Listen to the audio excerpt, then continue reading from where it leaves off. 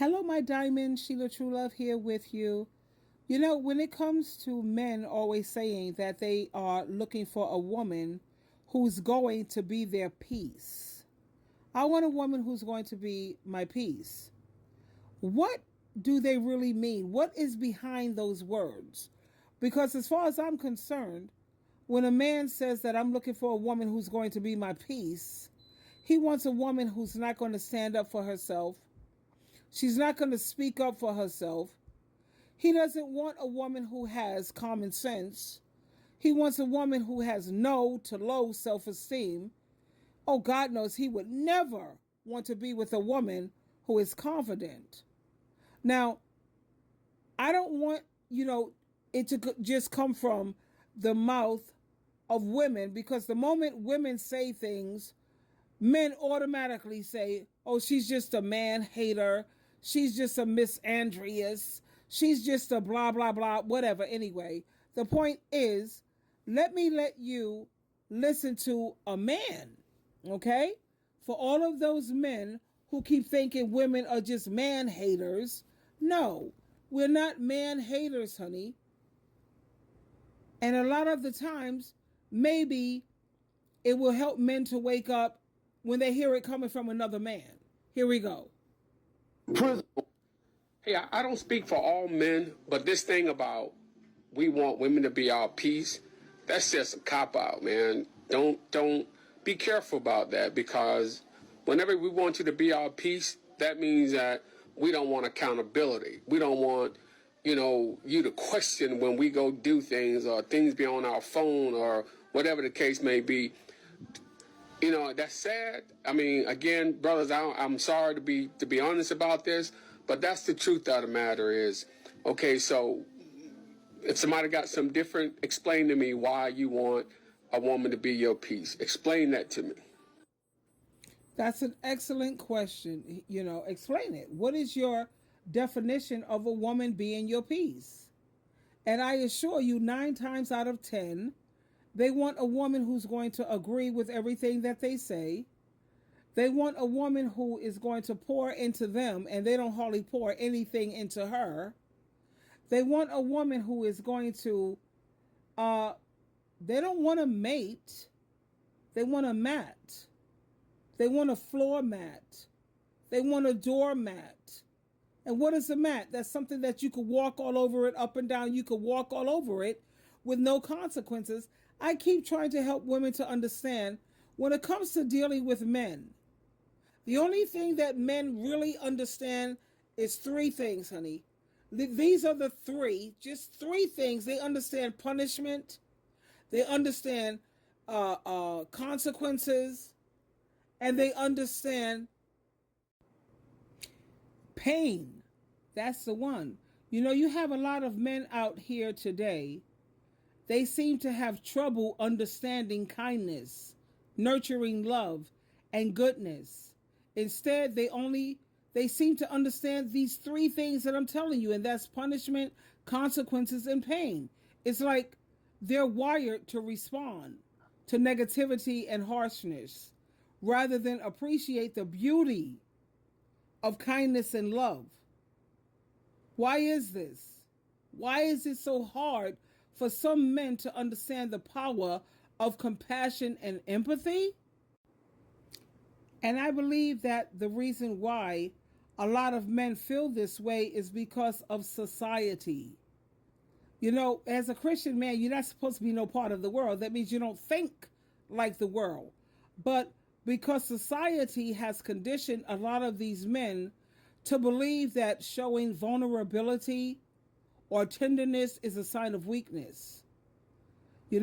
Maybe they've been taught that being tough and aggressive is the only way to succeed in life. Let go of the past. Philippians chapter 3, let it go. If you want to make it to the finish line, men, women, children, adult children especially, you got to let go of the past, honey. Please. True strength, it lies in being able to show kindness, nurturing love, and spreading goodness and forgiveness. And when you forgive somebody, you don't keep bringing something up over and over again. You know, it takes courage. These men need to learn this. It takes courage, honey, and strength to be gentle in a world that is so harsh. All the men out there, you need to understand, why is it that the only thing you understand is punishment, consequences, and pain? I want to challenge you. I want to challenge you right now to just open your heart and your mind to the power, check this out, of kindness. Look for people who are not nice. Look for people who are good. Look for people who are kind. Look for people who are gentle. And in the process of being gentle, it don't always mean being soft-spoken. Because even Jesus Christ himself, there was a time when he had to speak harshly when he was dealing with the Pharisees, the Sadducees, and he ripped those Pharisees constantly. Jesus was not gentle because he tried the gentle approach. That didn't work, so he had to come out more harshly. You understand? But the thing is, when Jesus starts out with a person, he's always gentle. He's always kind. He has nothing but goodness. And that's what I want to challenge these men today. Open up your heart and your mind. You know, use that power that you have. You're very powerful. You're beautiful. You're amazing. Use kindness. Please. And the reason why I say this is because when you think about it, at the end of the day, for real, what truly matters is how we treat each other and how we make them feel. You see, people could forget what you said. They could forget what you did, but they'll never forget how you made them feel. So you need to try to be more kind. Choose the kindness over cruelty. Choose love over hate. Choose goodness over negativity. It's time, you men who are leaders, and I give you mad respect. I will never try to take that away from you, the leader and the head of the household. At the same time, you have got to be, let me see who you're following. If you're on Lucifer's team, honey, I'm not going to follow you. That's not going to happen. And I could tell if you on JC, team, because you have a ministry, you're doing the daily devotional every day, giving your family spiritual food. We eat every day, physical food. So you should be giving spiritual food to your family each and every day. Daily devotional, the Proverbs for the day. Today is the 15th.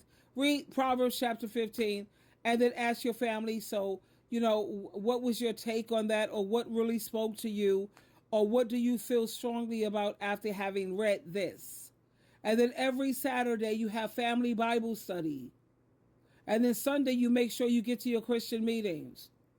And a man is never a real Christian or on Jesus' team if he don't have a ministry.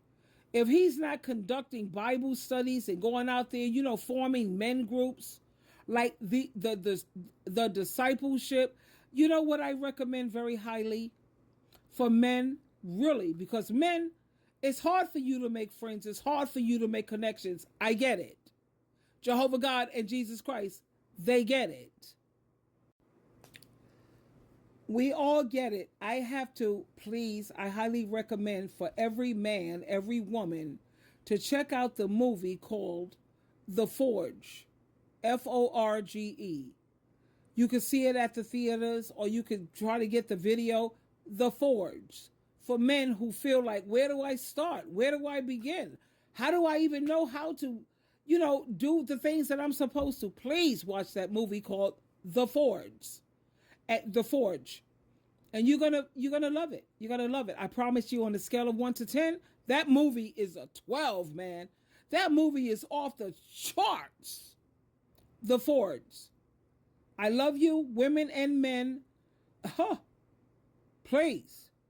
Twinkle, twinkle, twinkle.